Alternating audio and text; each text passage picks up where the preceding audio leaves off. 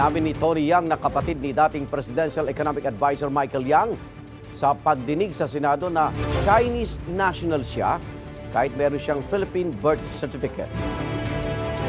在中国福建，福建。福建。 I was born in China in Fujian. How do you spell that? Fujian, and that means in Fukien province. Place of birth, Misamis Oriental.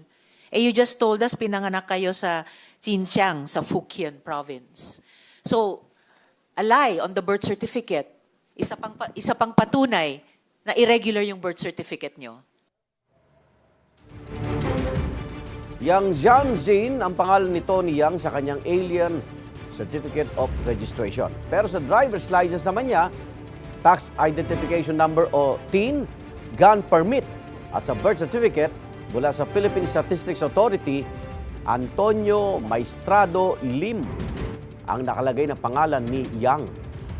Paliwanag niyang lolo niya ang nag-asikaso ng mga dokumento niya rito sa Pilipinas para raw mapadali ang pagninegosyo nila. Sabi rin ni Yang, mayroon siyang mga negosyo sa bigas, bakal at gulong. Gate niya, wala siyang koneksyon sa Pogo. Pero ayon kay Senador Risa Ontivero, si Tony Yang ang nakalistang presidente ng Oro One Corporation na isang Pogo Servicing Company. Sabi ni Yang, nagparenta lang siya ng lugar sa Oro One.